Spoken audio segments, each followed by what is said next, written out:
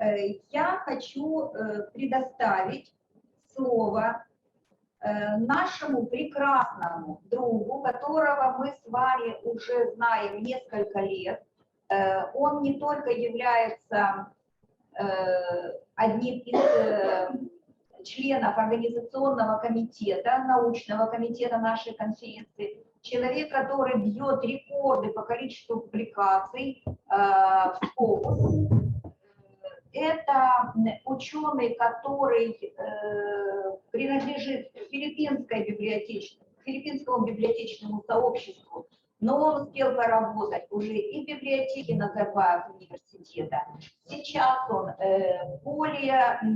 немножко ушел от практических реализованных вещей, и Джозеф Яп стал заниматься наукой. Он работает над степенью PhD в Венгрии, в одном из университетов Венгрии.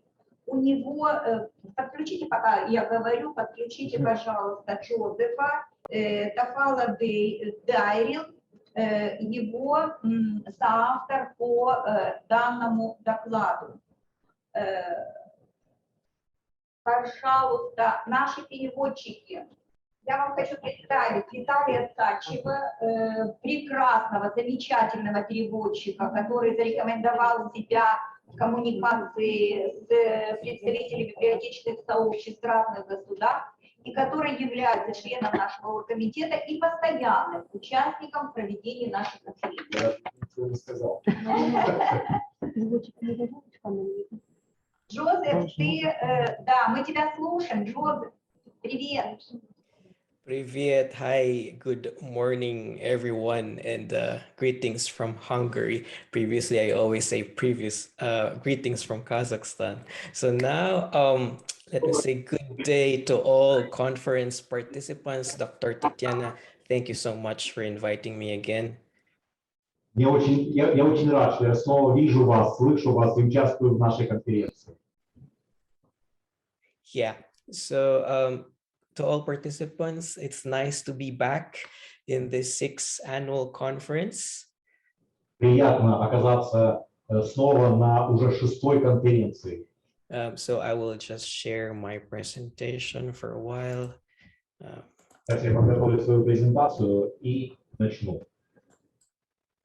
There you go. So again, my name is Joseph Yap, and together with me, unfortunately, he is busy right now. My co-author is Daryl Tafalia. Так, еще раз представлюсь. Меня зовут Джозеф Яп, и мой соавтор это Дарил Тафала. Но сейчас он не может принимать участие, он занят. We'll be talking about vaccination infodemic among citizens of Magallanes, Cavite in Philippines. Мы будем говорить о информационной эпидемии среди граждан одного из городов Филиппин. So here's my outline. There will be 8 topics all throughout the presentation. Программа моей презентации — это 8 частей. Первое — это статус программы вакцинирования против COVID-19. Второе — это статус программы вакцинирования в городе Магалланес. Следующее — это инфодемическое вакцинирование. Следующее — неправильное информирование на Филиппинах. Следующее — это обсуждение результатов исследования. Также будет освещена роль общественных библиотек, вообще статус общественных библиотек на Филиппинах и как участвуют общественные библиотеки Филиппин в том, чтобы бороться против неправильной информации о COVID-19. Thank you. There will be 2 objectives. So first, we would like to share why people of Magallanes has this vaccination hesitancy. So as a product of that survey, we want to provide an understanding of a citizen's possible exposure to mis- and disinformation.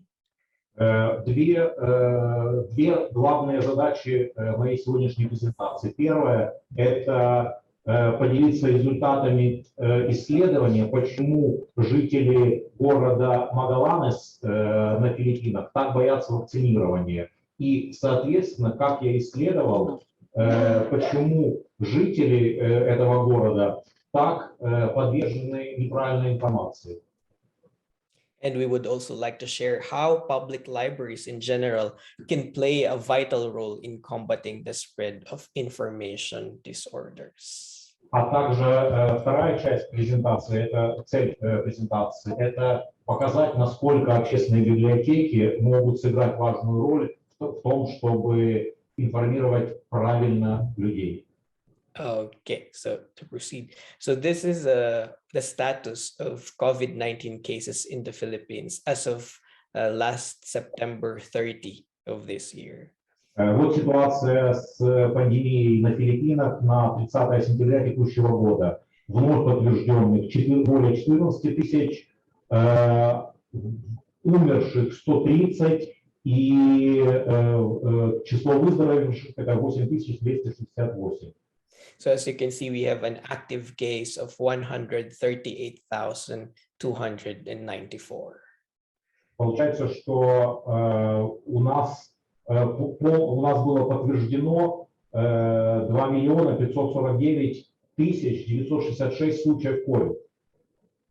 Okay, so why we chose the municipality of Magallanes in Cavite? So this municipality of Magallanes is known for their pandemic response best practices. So they're among the best municipalities when it comes to in the situation of combating the pandemic. Откуда вообще этот город и что это за город Магалланес? Оказывается, с точки зрения филиппинской медицины, в этом городе самая лучшая практика по борьбе с COVID. Поэтому мы решили взять именно опыт этого города для того, чтобы рассказать о лучших примерах борьбы с эпидемией. So there are 16 municipalities, and this is just one of the municipality of the province of Cavite. It's a fourth-class municipality, and they produce rice and coffee. Это один из 7 городов в этом округе, и это 4-й по величине город, и здесь в основном население собирает рис и выращивает кофе. So to summarize this slide, I just want to tell you that we chose it because they have this strengthened incident management team. So they have a good health management team during the pandemic. И мы решили исследовать именно этот город, потому что здесь особенно отличились команда врачей и специалистов, которые боролись с COVID-19. Okay, so the status of vaccination program in the whole Philippines. So we started vaccination in the Philippines in March 1st of 2021. But the first, okay. Общая ситуация с COVID и вакцинированием на Филиппинах. Мы начали вакцинацию с 1 марта текущего года. Yeah, so the first brand that arrived is from China Sinovac in Feb 28, and the second is from AstraZeneca in March 4. Первые 600 тысяч вакцин это Sinovac из Китая, и следующее это AstraZeneca. All right, so this is a photo and image of the first person that was vaccinated in the Philippines.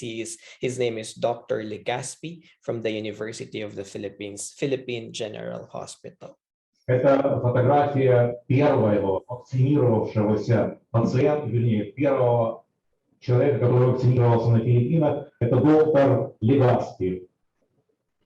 All right, sorry. So there are 10 vaccines that are approved in the Philippines. Some of them you might know already: Pfizer, Moderna, Sputnik, Janssen, and AstraZeneca. So to name some of them. На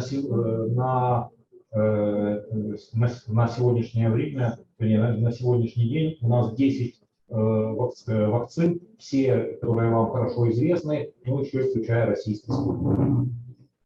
So, all right. So the Philippines in general came up with a vaccine deployment plan, and they have priority groups. So they categorize it by like this. So A1, A2, A3 to A5.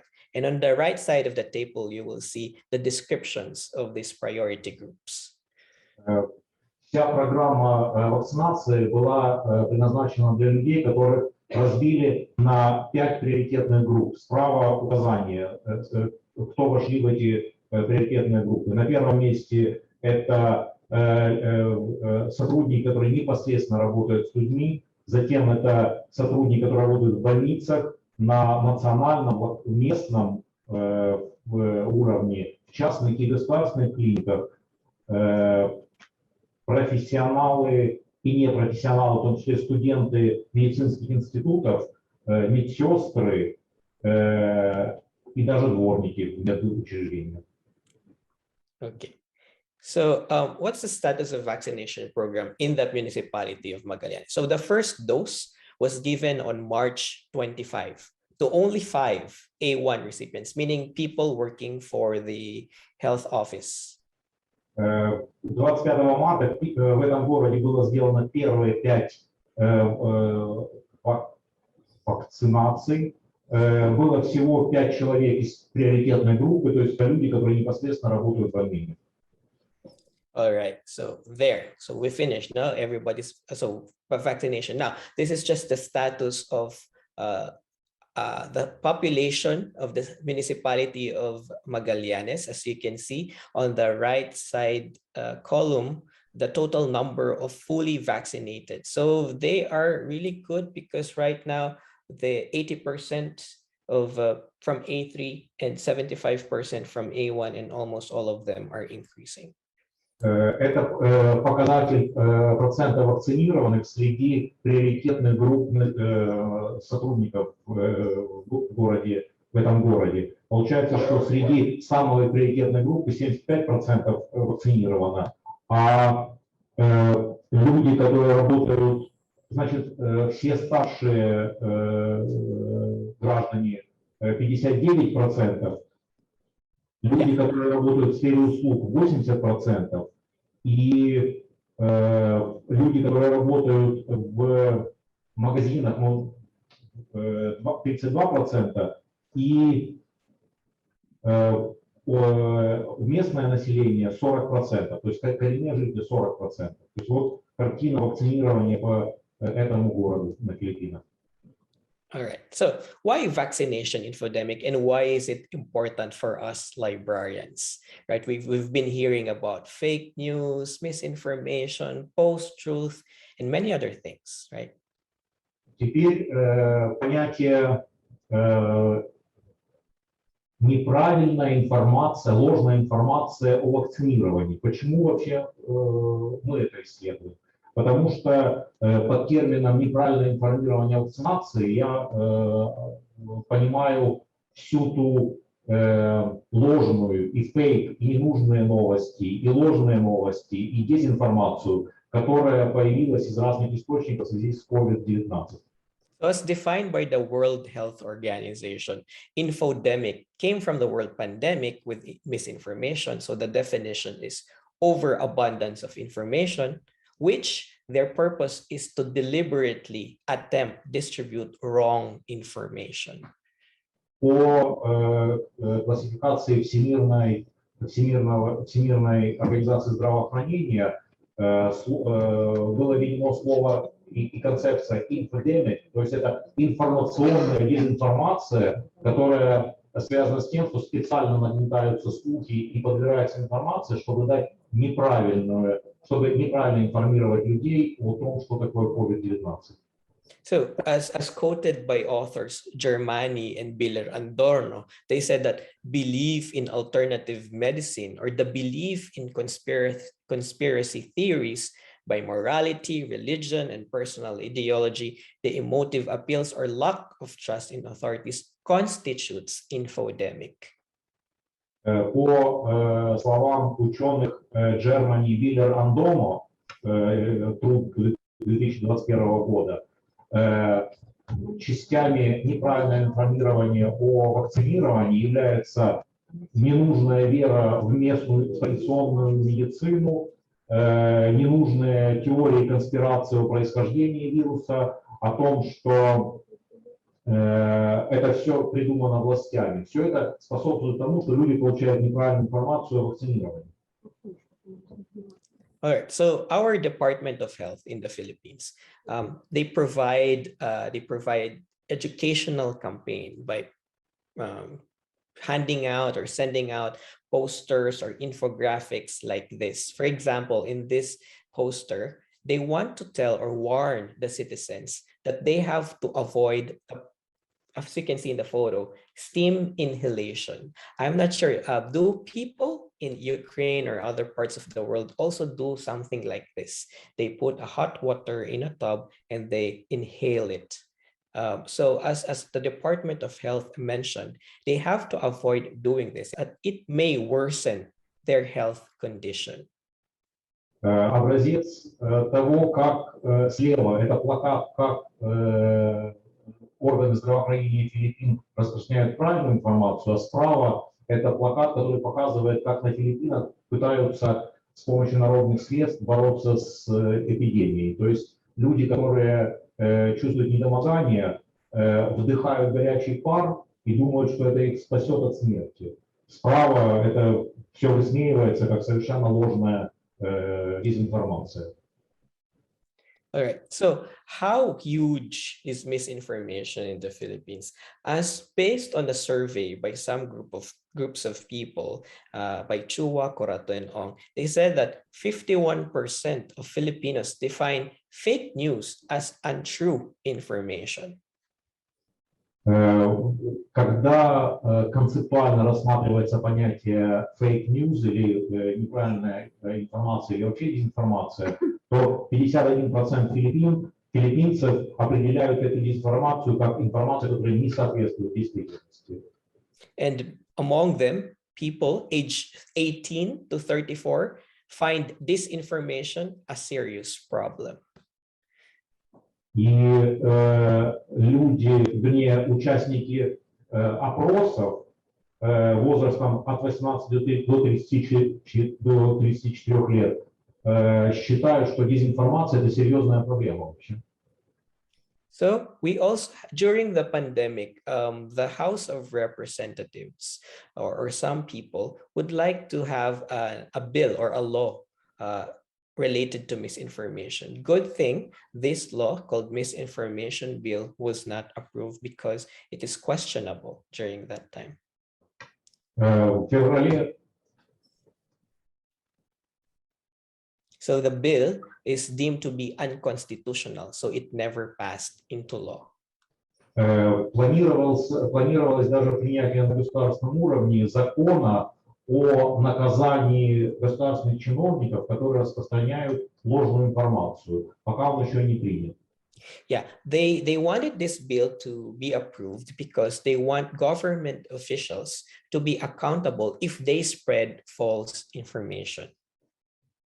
Государственные чиновники должны нести ответственность, если распространяют ложную информацию вообще-то. All right. Now, there is a law also called RA 11469. It passed already. It became a law called Bayanihan, meaning groups of people who help each other to heal as one act. So the law is good in the sense that they would give attention to health workers, the vaccination plan, and etc. But there is one section in the law which states like this. Вот пример того, как по-настоящему борется правительство Филиппин. Это уже закон, который принят, о том, что все медицинские практики должны основываться на одной единой платформе, независимо от социального статуса и положения. So anyone who spreads false information, whether you're an ordinary citizen or a government official, you will be punished by the law. И если государственные чиновники продолжают распространять неправильную информацию, то в таком случае они все-таки будут нести ответственность. But at some point, this section of the law is also questionable. Хотя специалисты по праву считают, что это довольно сомнительное вообще само законодательство. All right. Now we proceed with our survey. So we surveyed a number of citizens in the municipality of Magallanes. So there.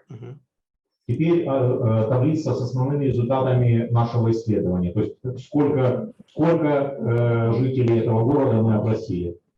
So we did it in 3 days, in different days. And yes, we had a good number of respondents. We accumulated at least or at most 18% of them. 661 человека мы опросили, 118 заполнили опросники, то есть получается 18%. We went to the vaccination site and interviewed and asked them some questions. Мы подходили к пунктам вакцинации и спрашивали, и задавали им несколько вопросов. All right. So first question, the question is bilingual in Filipino and in English, right? So in English, first question was, where do you usually get your news or information? And usually, it's a combination of traditional media and social media. Первый вопрос, который был задан, это откуда вы вообще черпаете информацию? На первом месте, как вы видите, это Facebook. As you can see in this table, 96% of all the respondents base their information in Facebook. 96, потрясающие 96% получают свою информацию только из Facebook. So you see how powerful social media tools are. Видите, насколько социальные сети влияют на сознание. And it poses a lot of threat. И это, кстати, там же может, вернее, это представляет собой угрозу.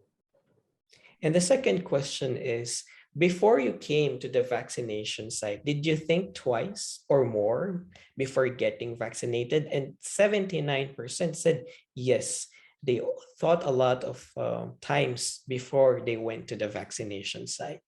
Второй вопрос, а как долго вы колебались и думали ли вы о том, вернее, как долго вы раздумывали, вакцинироваться или нет? Получается, что 79% долго думали, а стоит ли вообще делать, стоит ли вакцинироваться? Why is that? There may be a lot of reasons. Probably, again, because of what they heard from the news and what they saw from their family, relatives, or friends. Причина это то, что люди верят разным источникам информации, верят в слухи, верят своим друзьям, верят людям вокруг. Вот поэтому они и сомневаются. Third question is, what made you finally decide to take the vaccine? И третий вопрос, а что вас все-таки заставило вакцинироваться? Good thing is 61% said, I really want to take the vaccine, but they don't have the time before. So they need to be scheduled first. 61% ответил, что я просто хотел вакцинироваться. But as you can see, some because they were urged by family members and because some of them are just requirements before they can go to work and school, they have to be vaccinated. И часть пошли вакцинироваться, потому что их заставили работодатели или члены семьи, которые уже вакцинировались. Here. So it took a while for them to be vaccinated because they saw from TV or radio or any other means that vaccines were not safe and effective. So let's take a look on the influence of social media, TV, and radio here. Следующий вопрос был, почему я раздумывал, прежде чем вакцинироваться. Так вот, 90% ответили, что я не совсем доверял, что вакцинирование безопасно. Good thing there was a change of heart because 90%, almost 91%, believed in fake news first, and then they were now convinced to take the vaccine. То есть значительная часть наших респондентов верила в дезинформацию и поэтому колебались перед тем, как вакцинироваться. This question is about, I took the vaccine regardless of the vaccine brand. So 85, almost 85%, yes. Следующий вопрос. А имело ли значение, какой вид вакцины? regardless of the vaccine. And then this, they have preference of vaccine brand. So we ask them first, does it matter what brand? But now when they ask what brands do they need or they wanted, 39.7% said it's Moderna. И когда мы спросили, какие предпочитают вакцины, то 39% выбрали Модерну. All right. And then the final question was, they believe, or I believe, that once I'm vaccinated, I won't have COVID-19, and 74.8% said yes. Следующий вопрос и последний вопрос.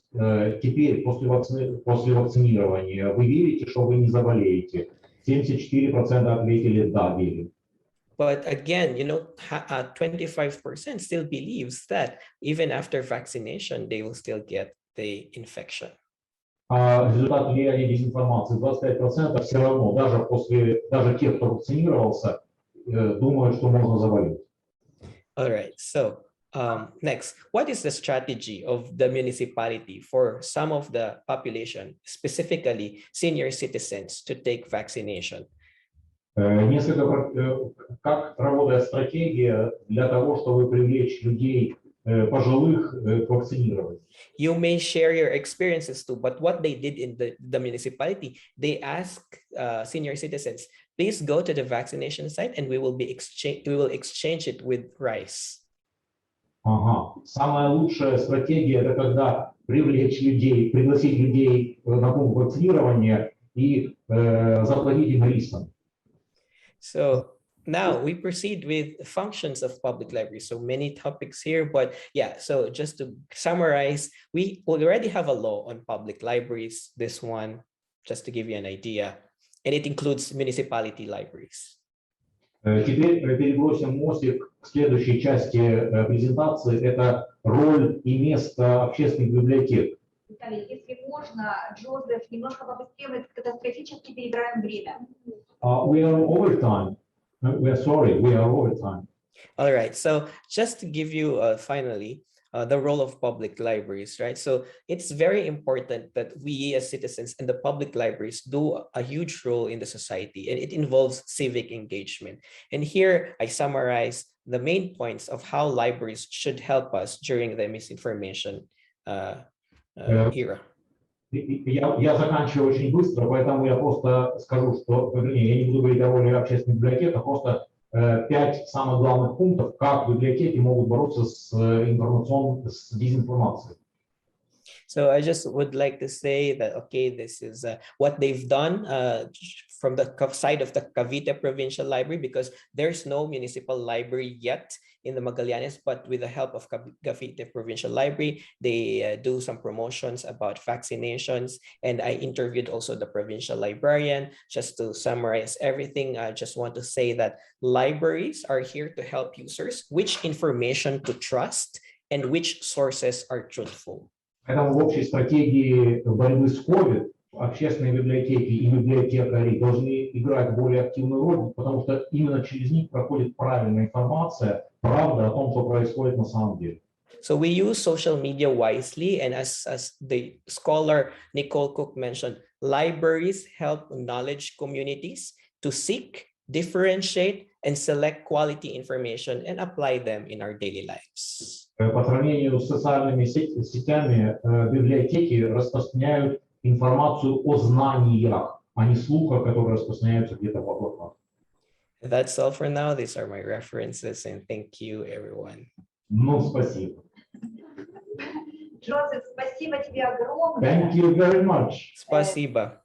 Как всегда, тема актуальная. As always, your topic is relevant up to the second. Проблема глобальная, и библиотеки в каждой стране. The problem is real, global, in libraries in each country. Несмотря на национальные особенности, все-таки выполняют. Despite national specificity, fulfill their tasks. Важную, единственно важную для них сейчас функцию. The most important function of libraries правильное информирование is to spread good, proper, reliable information. И насчет риса это тоже очень By the way, your интересный факт. rice example is very interesting. We should think about it. Okay. I hope it will help your citizens to get vaccines and give them rice. Если это поможет украинцам, конечно. Okay. Спасибо большое, Джозеф. Мы ждем Спасибо. презентацию. Thank you very much. We are still waiting for your PowerPoint presentation.